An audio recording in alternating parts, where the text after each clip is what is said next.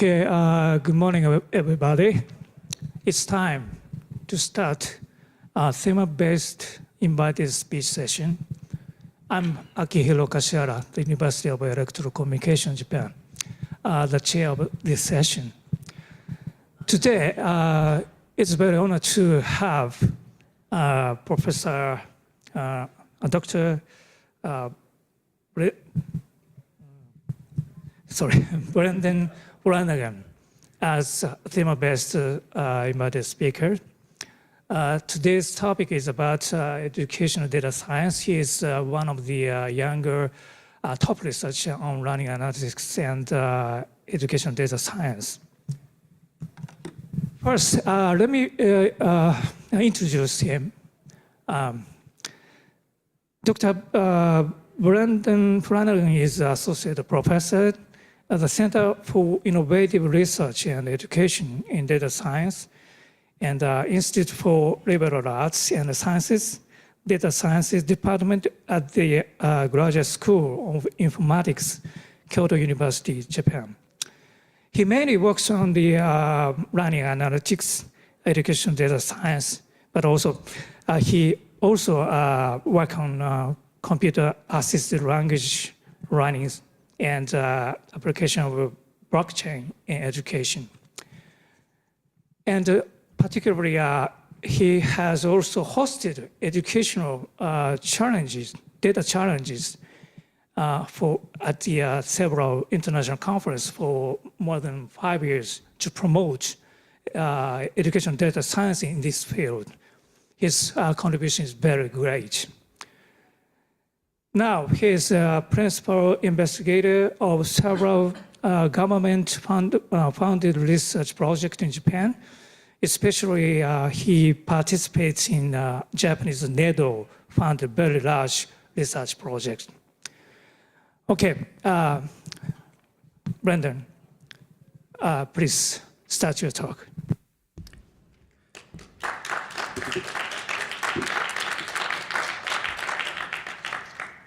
Thank you to everyone who's come today, and I'd especially like to thank ICCE for inviting me for this theme-based talk. It's such an honor. So today I'll be sharing with you some challenges and opportunities of educational data science for reading systems in particular. And why reading systems will come a little bit later on. First of all, I'd like to just share with you a little bit about my experience and how I got to where I am currently. I was born in Australia, in Melbourne, and initially I worked in the telecommunications internet scene quite early on, and mainly worked in development. Then after that, I also switched over to the public service in Australia and worked in mainly education and curriculum, in particular for the Victorian government in the VCAA, which is Victorian Curriculum Assessment Authority. While I was working, I also decided to pursue my undergrad degree by distance learning. In Australia, distance learning is not uncommon.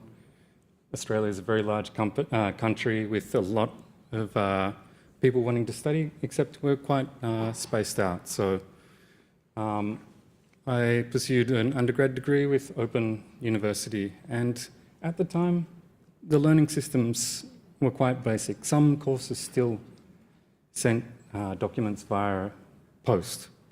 However, there were some courses that started to use the internet, started to use basic LMSs and basic e-learning systems.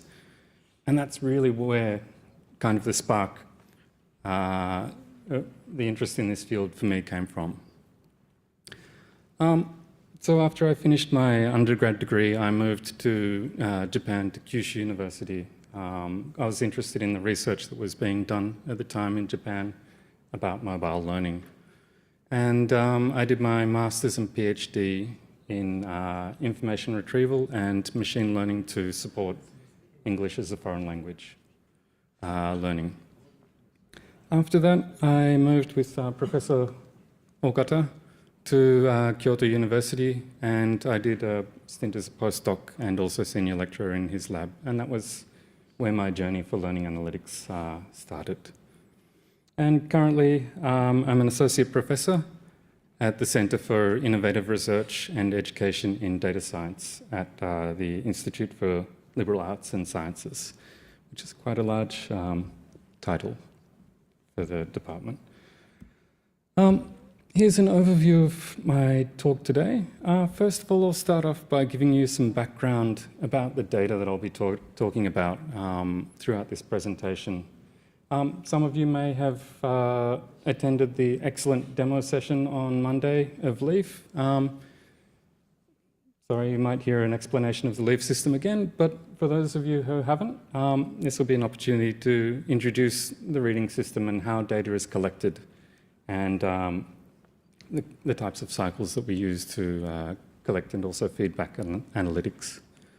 Then I'll move on to a current topic of mine, a particular topic, which is data science education in Japan. My current role is to facilitate literacy level data science education in Japan, and in particular I'm interested in using educational data. So I'll talk about that a little bit. And then after that, we'll move on to more broader topics of educational data to do with outreach, so workshops and tutorials, and also the data sets. And then on to my final topic, which is synthetic data to promote broader educational data science.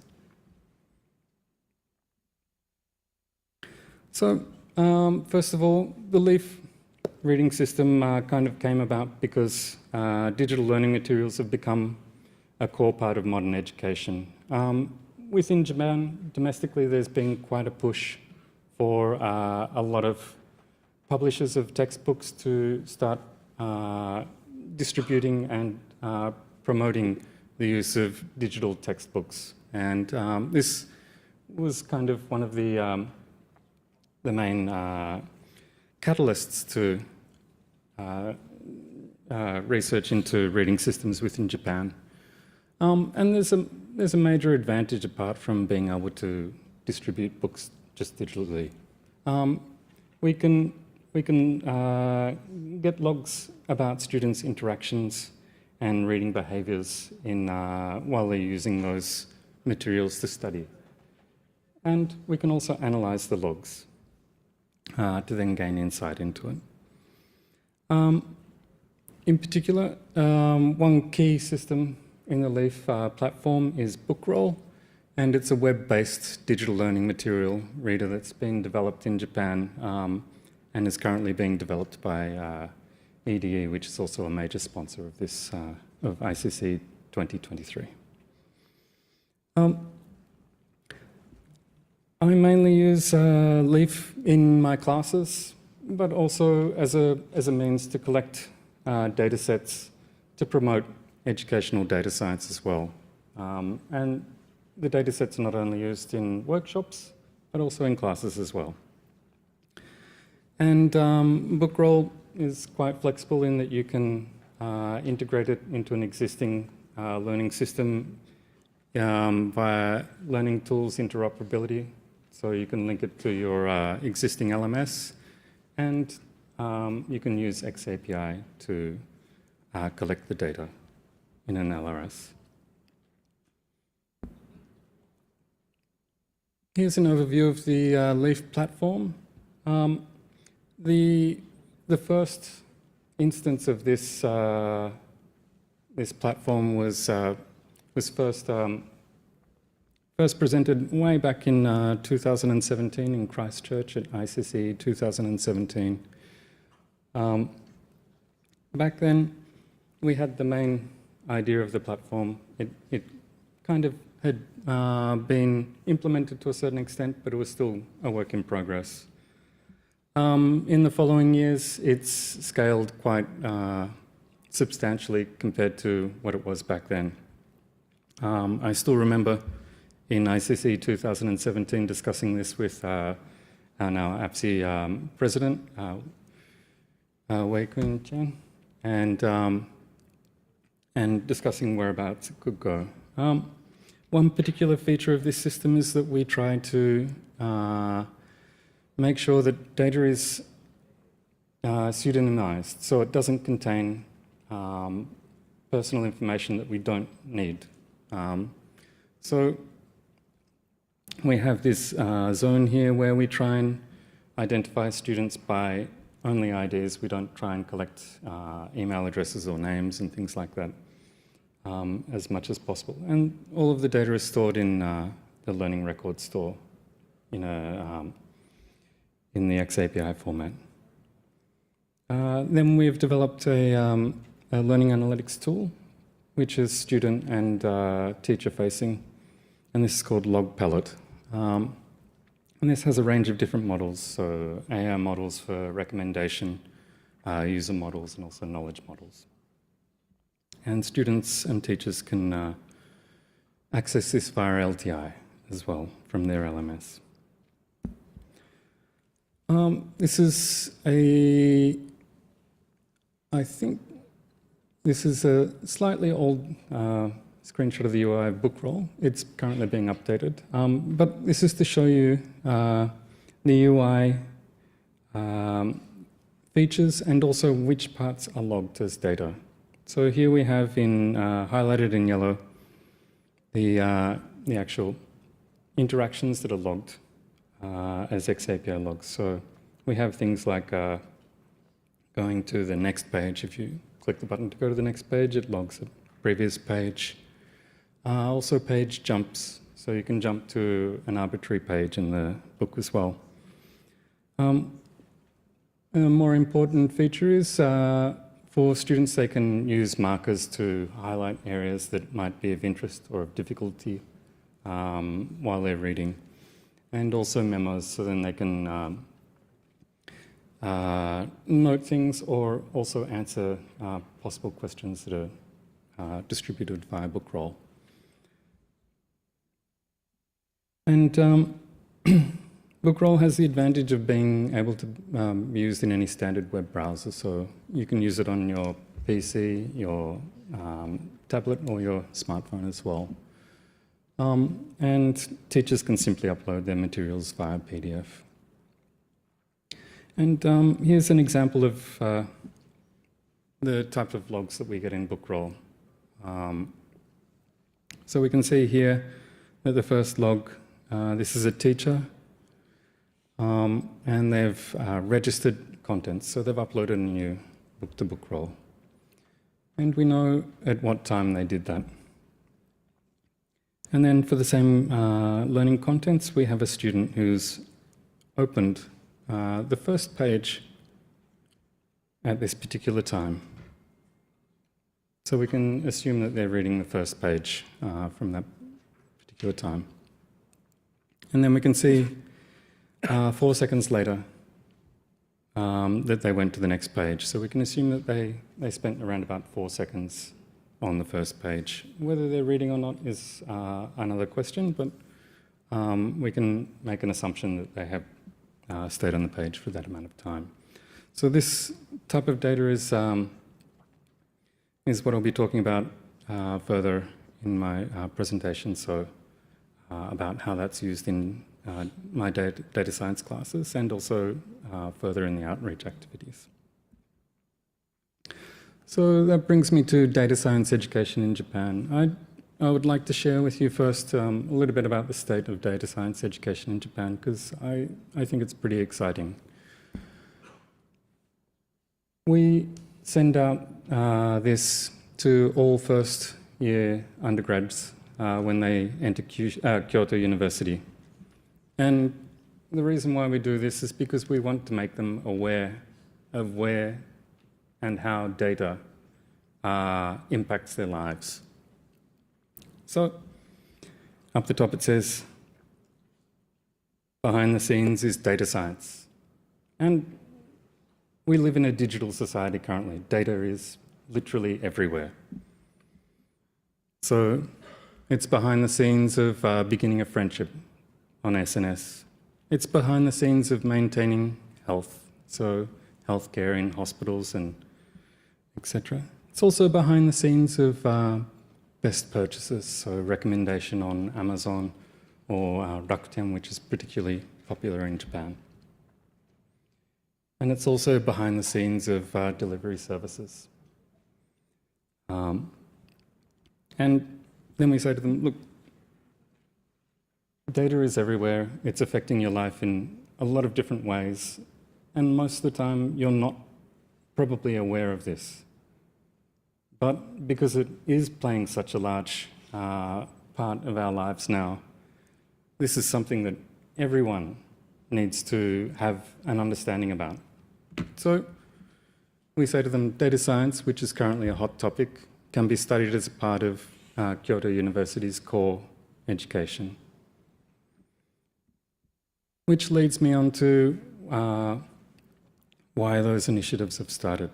In Japan, there's currently a top-down approach where the Japanese Cabinet Office and MEXT, which is the Education Ministry in Japan, are working to improve data science education in Japan. And the way the government sees it is that basically maths, data science and AI, they are the new reading, writing and arithmetic for our digital society. And for everyone to play an important role in the future in society, they need to understand at least a literacy level understanding of these concepts. So these are some of the education goals for 2025. And we show this slide to students as well at the start of their literacy level data science courses. And in particular, we show them, we talk about this part here, where basically, as a part of the initiative, we're trying to improve the learning contents of data science at the literacy level. And as a part of that, we want to have all university graduates acquire literacy level data science skills. And that's a core objective of my current position. You'll also see that we have several different layers. So we have expert, so people who would be internationally competitive in data science. And in particular, they're aiming for top class data science educators, of around about 100 people per year. And then practical use. So this is applying the knowledge that they've learned about data science in education.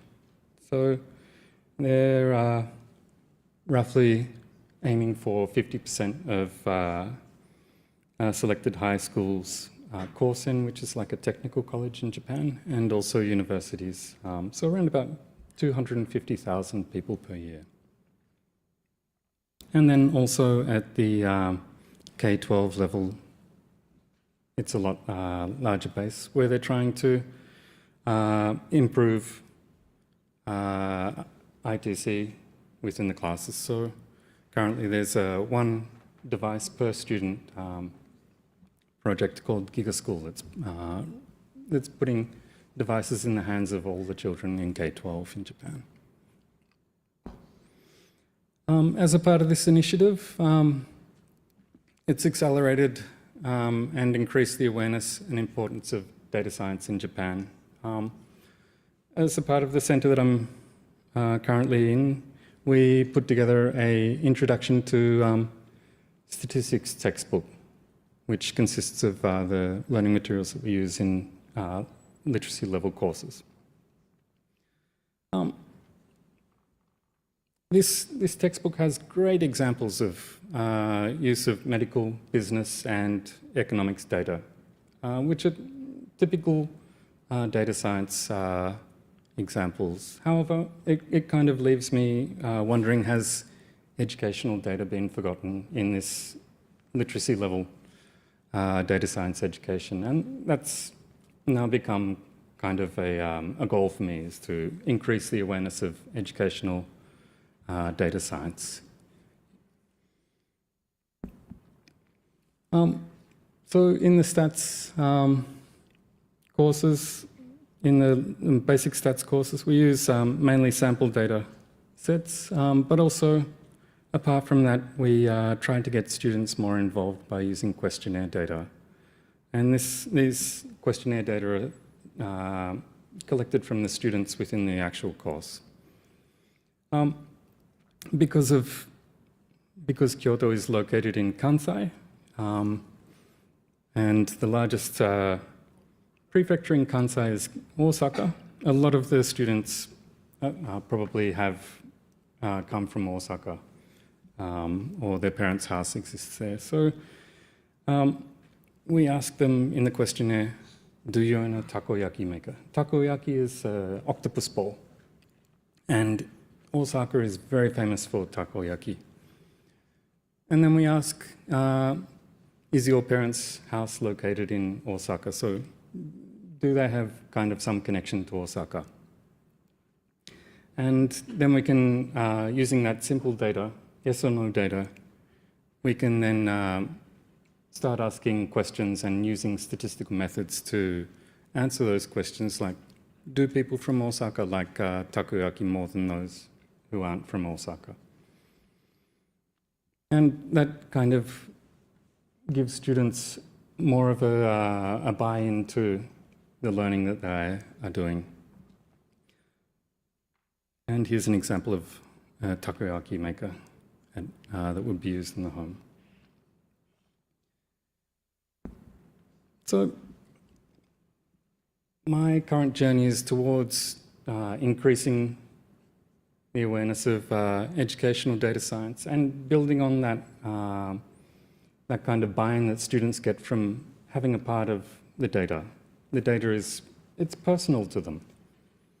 And my aim is to promote this within data science education.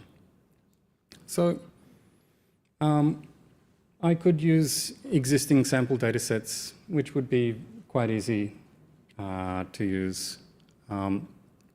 However, as with that questionnaire, I want students to have some buy-in. So I'm currently trying wherever possible to have students analyze their own learning data. So it might be similar to the quantified self movement, where you're trying to make students aware of how they're learning, what they're learning, through analyzing and viewing their own data, their own educational data. And this, I assume, gives them a sense of ownership of learning as well. However, we have several problems, typical problems. One is lack of engagement can be a serious problem. And it's a big barrier to participation in analysing your own data. So we have this problem where the student isn't engaged. Maybe they only come to classes for the homework or something like that, which means that they don't have any data, they're not using the system, which means that they can't analyse. So that's quite a big problem to tackle. However, usually I can overcome it by explaining to them early on how the data is collected. We're using the LEAF system in the course. Your data is collected this way.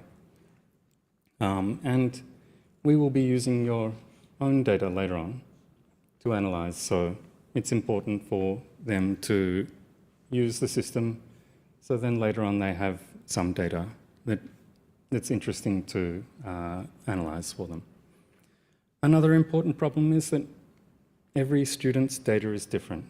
Every student is different, and the data is different.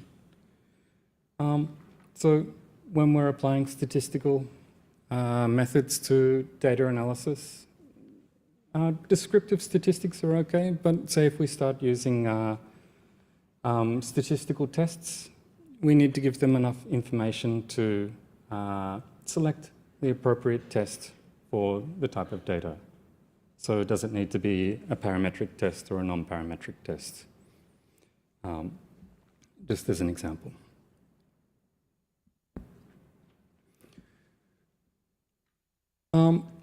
And one of my current classes where I've implemented this, we use the data in exercise lectures, so prac labs.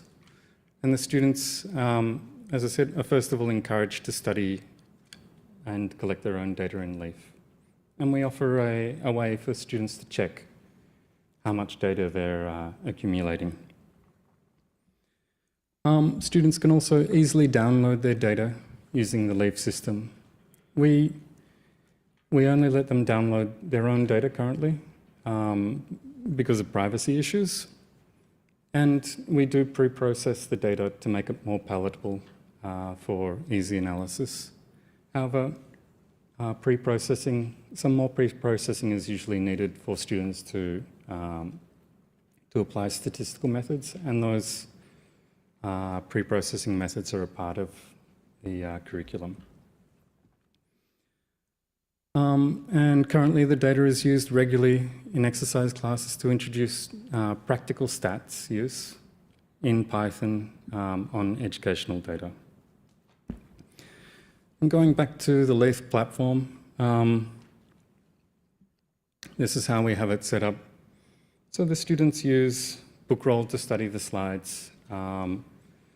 We give them a lot of information in the slides that they will use, particularly in how and what tests they should be using, or how and what descriptive statistics they should be using. So we find a lot of students go back and revise as they're tackling the data analysis. This data is then stored in the LRS in XAPI format. XAPI format it's quite human readable. It's in a JSON format, and it's quite verbose. It's not the easiest thing to analyze directly, so we do a little bit of pre-processing in a tool that I've developed called My Learning Data to make that data a little bit more accessible. And students can access that via LTI from the LRS and directly download their data as CSV format. We also provide students a private instance of Jupyter Hub.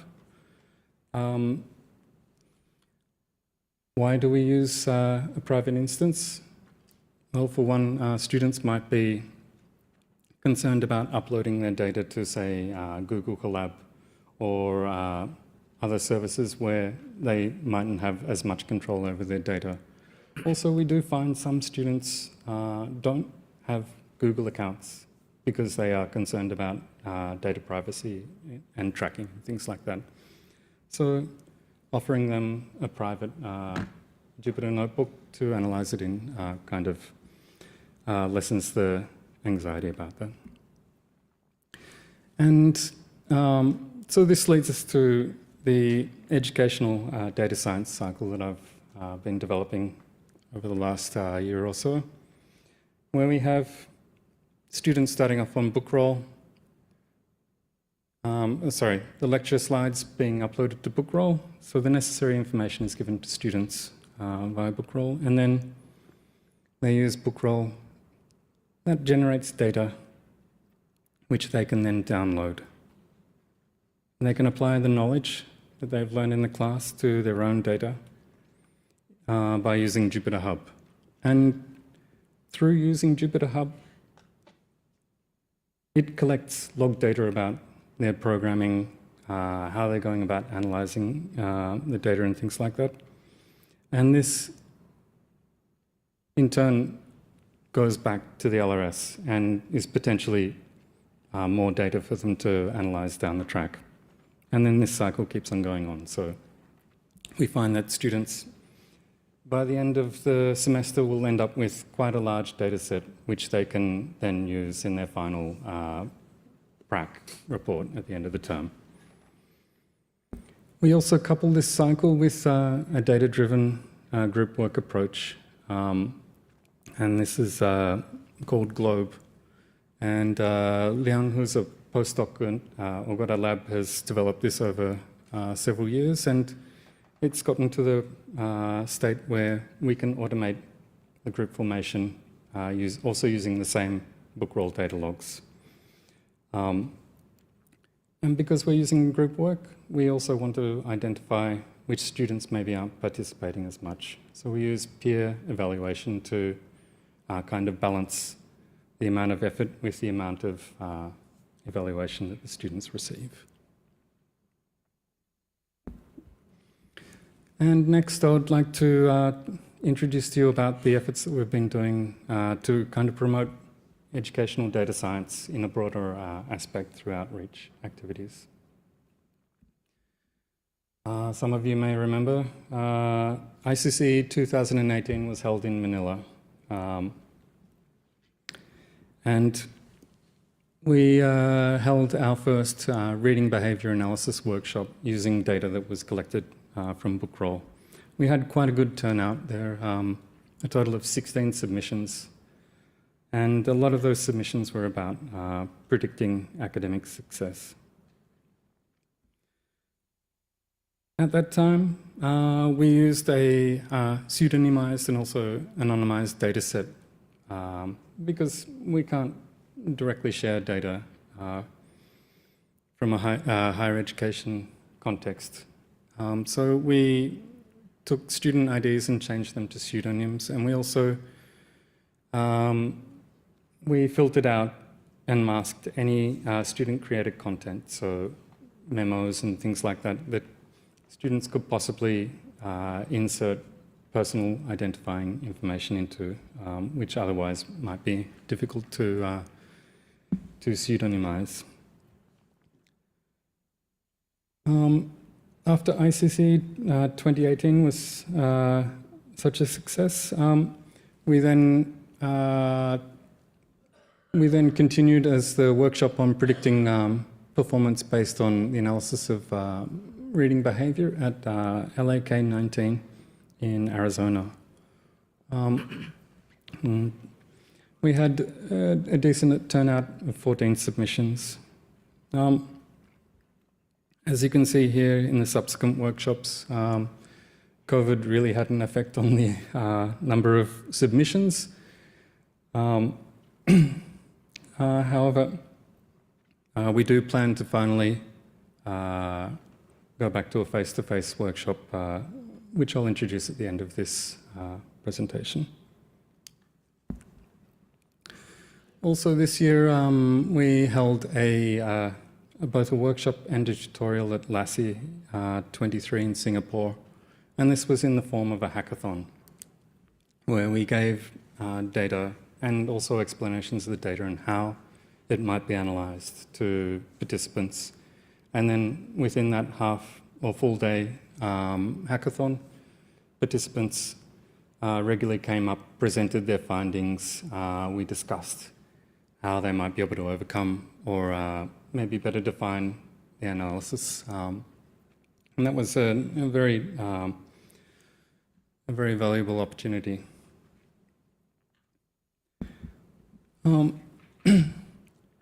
So currently for LAK24 workshop, we have 3 data sets in different contexts. And we have one data set from Kyushu University, which is about reading behaviour data in higher education. This is quite a large data set, which is also collected from core university subjects. From Kyoto University, our focus has changed mainly to K-12, and we're able to provide reading data from the K-12 context in Japan. And we also have data sets from Taiwan as well. And these, while the workshop has predominantly been focused on reading behaviour, they also have programming data behaviour from Jupyter Hub as well.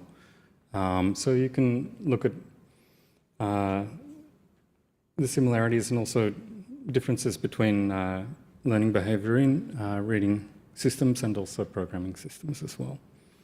And it's important to note that we thank the students and also the teachers who have agreed to data collection and analysis. Without their consent, this would not be possible.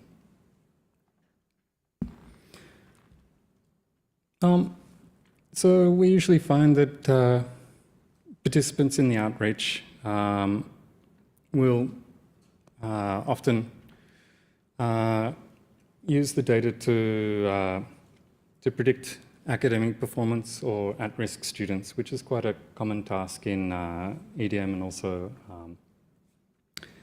learning analytics. Also, there's other research into looking at self-regulation profiles spanning the entire course for reading behaviour.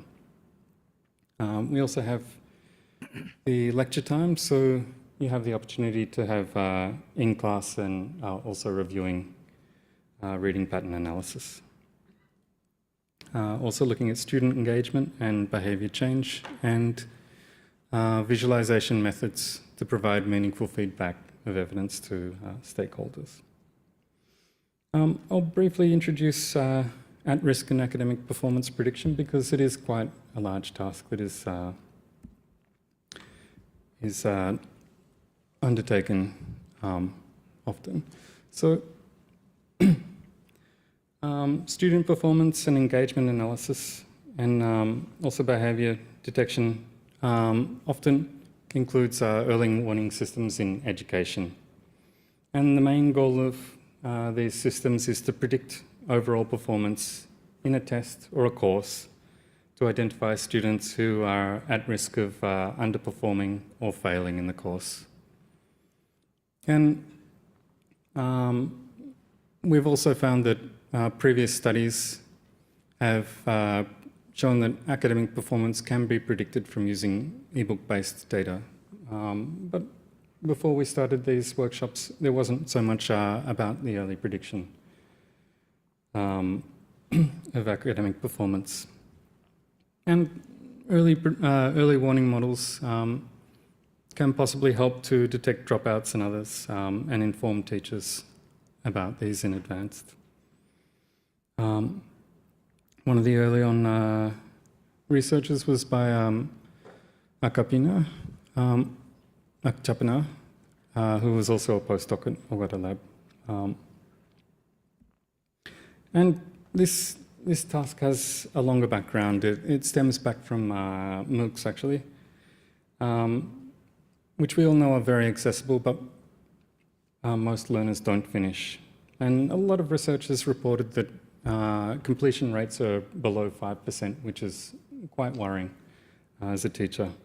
And this, of course, naturally stemmed the questions of how can we improve this? And one way of doing it is to try and help teachers understand which students are possibly at risk and then try and provide some sort of intervention so that they can complete the course. In a nutshell, this is a very simplified version of what the task is. We have the course starting here, and we have some final assessment over here that we want to predict whether a student will pass or fail. And we want to find as early as possible whether there's a chance of that student passing or failing. So if we can predict at 5 weeks that student 3 might be struggling and might not pass the final exam, then a teacher can try and intervene and ensure that that student gets the appropriate help that they need to do their best in the course.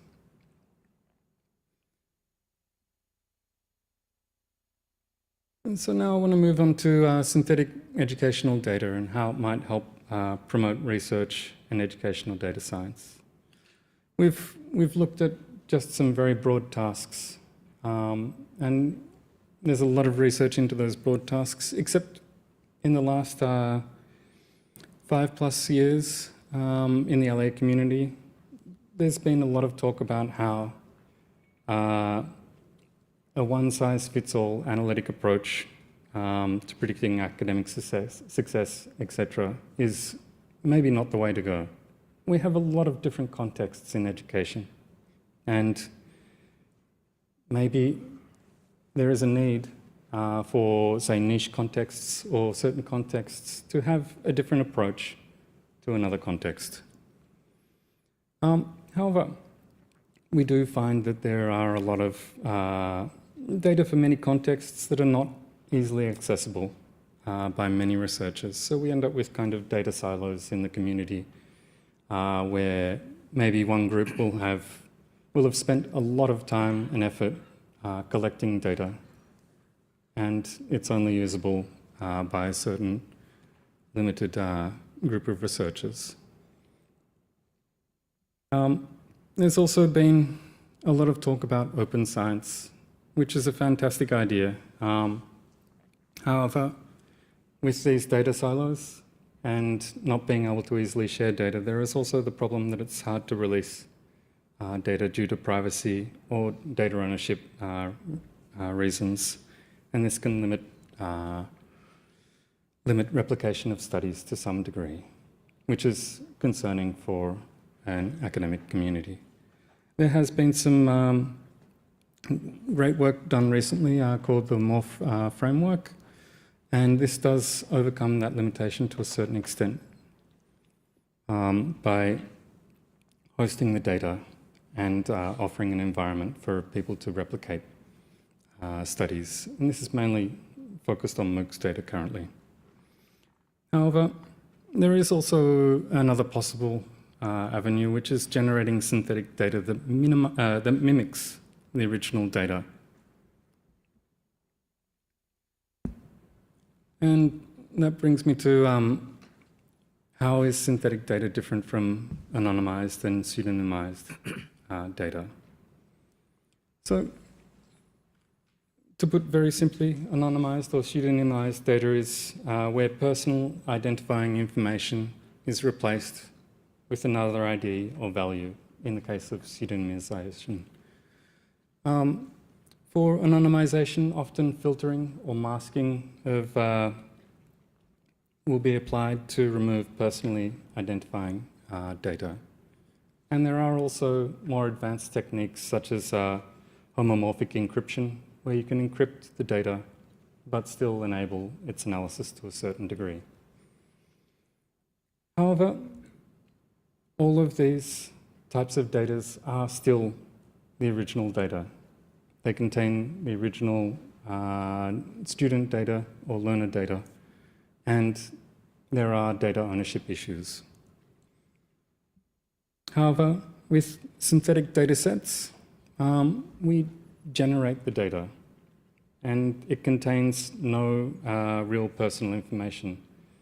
And an analogy to that would be currently the boom of Gen AI. A lot of people are using ChatGPT and things to generate text and things like that that are based on original data. However, that has been extrapolated, and it's generated, so most of the time it doesn't contain the original data. Unfortunately, with ChatGPT, sometimes it does. So, for synthetic data sets in education, we try to preserve the characteristics of the original data as much as possible, while ensuring that no original data is used in the data set.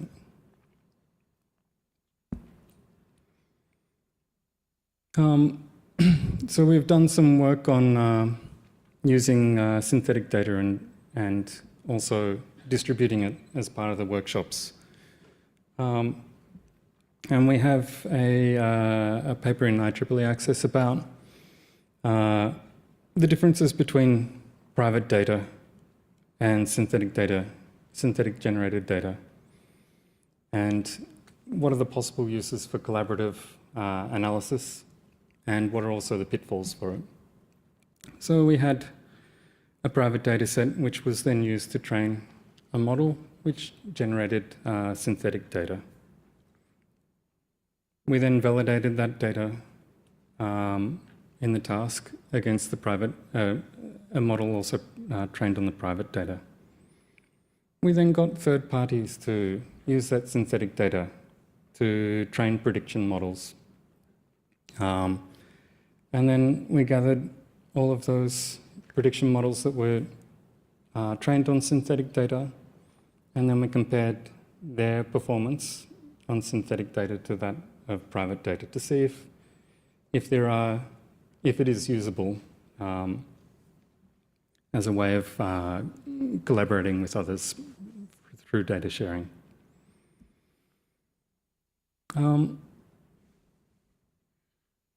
In the medical field, the use of synthetic data has been advancing quite rapidly, and we've seen a lot more research being conducted early on, especially by LMM.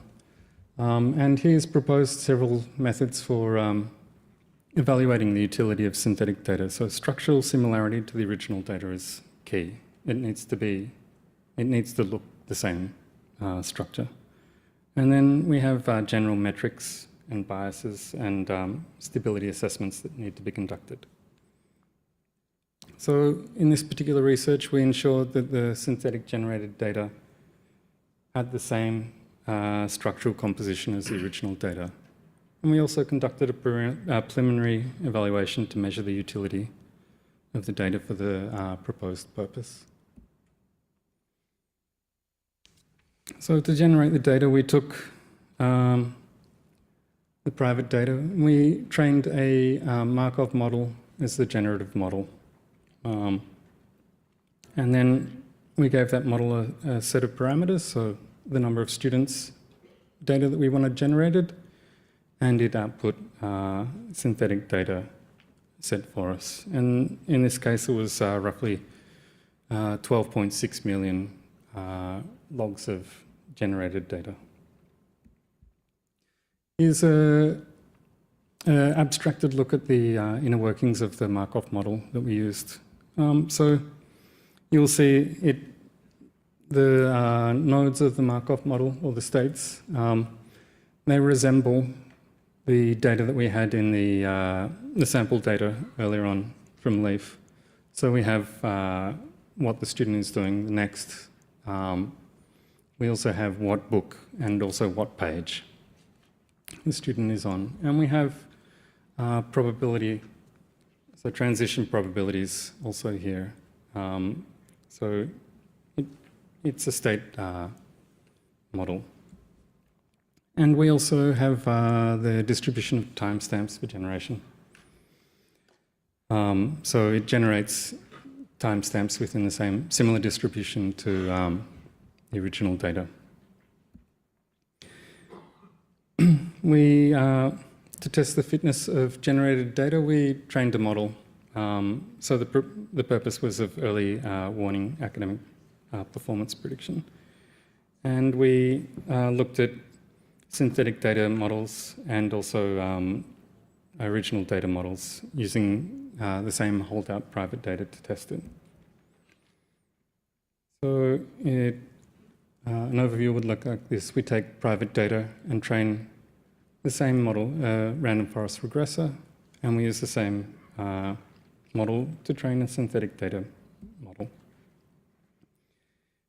And then we evaluated it on the same holdout data. We found that there was not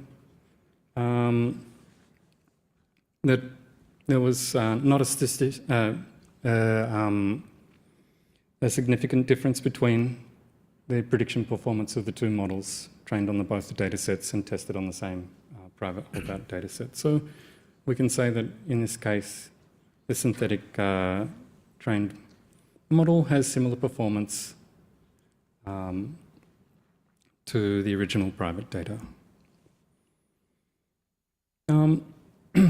So we distributed the synthetic data as a part of the SIP Educational Data Analysis Challenge contest in Japan.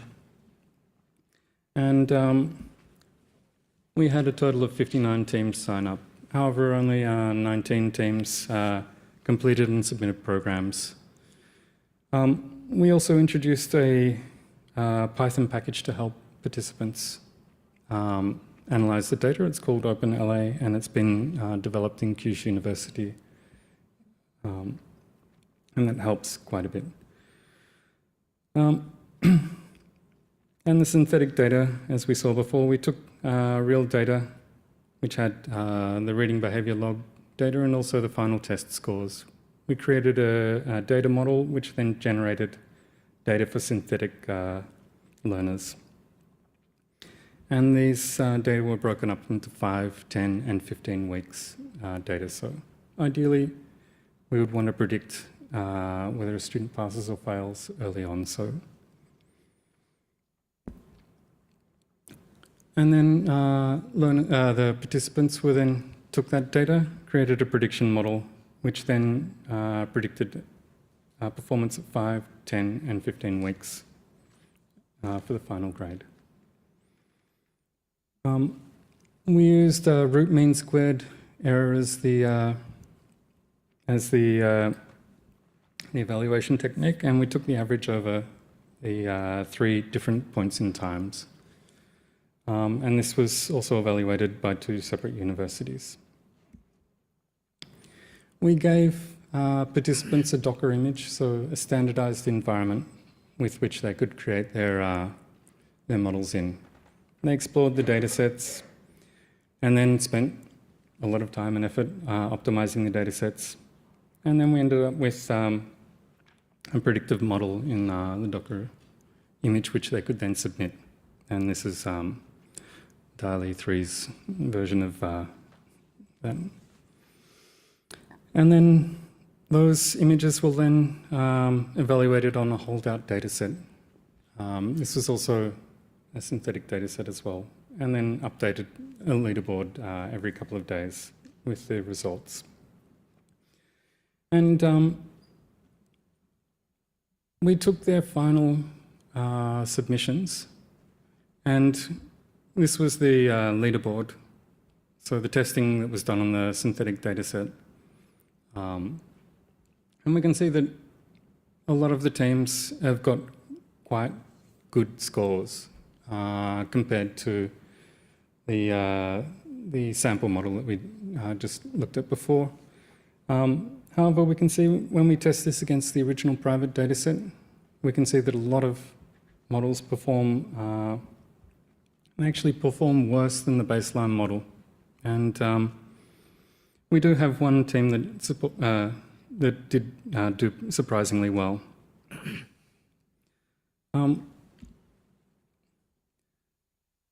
So we have some takeaways from this study, which is synthetic data can possibly help promote research and education into data that would otherwise be hard to obtain.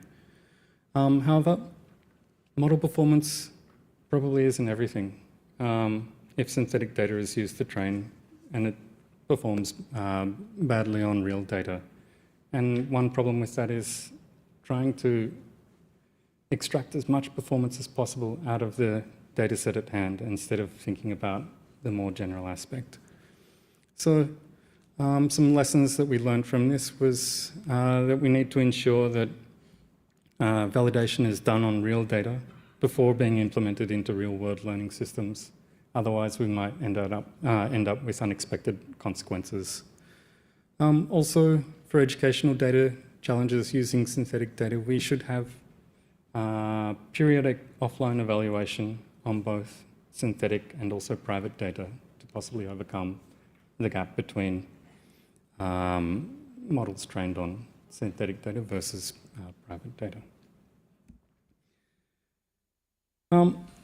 Also, there's some opportunities in synthetic data. Recently, there's been a lot of interest within the community about new techniques for generating data. Gen AI is generating a lot of interest lately, and recent work on generating non-time series tabular data has been done using generative adversarial networks, and it seems like a promising area, especially if we can use that for time series data like we get from Bookroll. Also implementing systematic synthetic education data for continuous data sharing is an aspect that I think has a lot of promise, especially trying to break down data silos. And this has been proposed quite a long time ago in the LAK community in 2016. However, we haven't seen any real implementation of this at scale. And this brings us to the last point, scaling up analytics and education data science by using synthetic education data.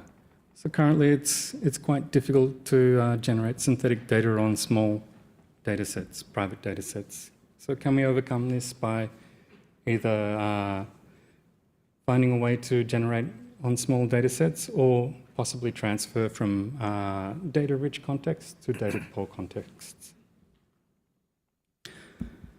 Last, I'm sure some people know, we'll be hosting ICCE2023 in Kyoto in next March. The poster and demo submission deadline is the 16th of December. So I hope to see you in Kyoto. But more importantly, if you want to get this data that I've been talking about today and analyze it for yourself, we are holding a workshop, and the workshop deadline is also the 16th of December. So if you want to download the data, please go to the workshop website and you can apply to download the data. And thank you very much for your time today. Thank you, Brandon, for a very interesting talk about educational data science education and leaf system and related data analysis. We have a few minutes for question answering, and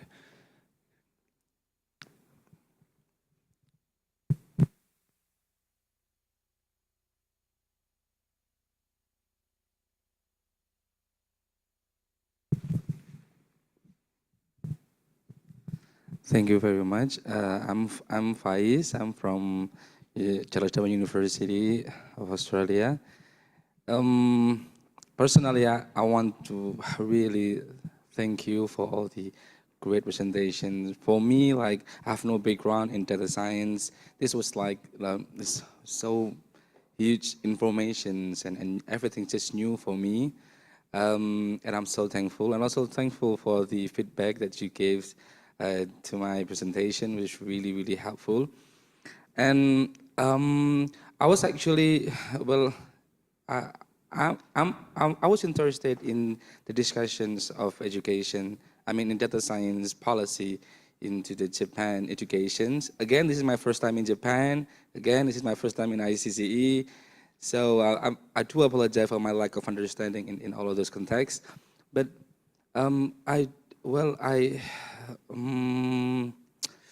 the fact that data analysis, the data science was really great tools for us educators in measuring or in monitoring all the students' performance, students' behavior, student motivations, and even measuring student success, which is really wonderful. But one thing that I actually in my mind is actually today, because it said that almost half of the undergraduate students have to have the data science policy study, if I'm not wrong. And the thing that in my mind is, do they actually happy with that? And I mean, because me as a just pure education, we really trying the best. We provide the joyful learning for the students. Do they really enjoy it? And how do the science actually measure or monitor the joyful learning, and how to proceed with that? Thank you very much. Thank you. I think the important aspect of the policy of the Japanese government is that they're not trying to give everyone an expert understanding of data science. They're trying to increase the literacy of data science, so to make students aware of how their data might be used, also of statistics and how people might be tricked or fooled by the use of statistics, which often happens. And this is while some students might enjoy studying it while they are studying it, later on in their life, these are important skills and knowledge that they need to avoid, say, the misuse of data further on down the track, and also possibly giving them basic skills and tools to handle their own data in their future life. So while there might be some students that don't want to study this, I think for their future it's an essential tool, and that's for me something that kind of has more importance at this point in time. Thank you.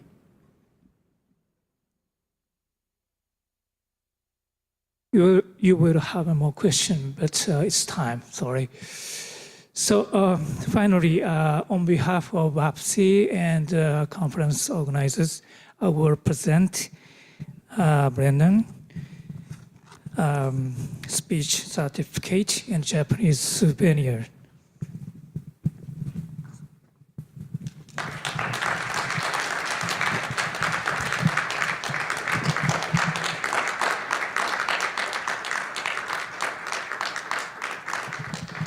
Thank you once again. Thank you.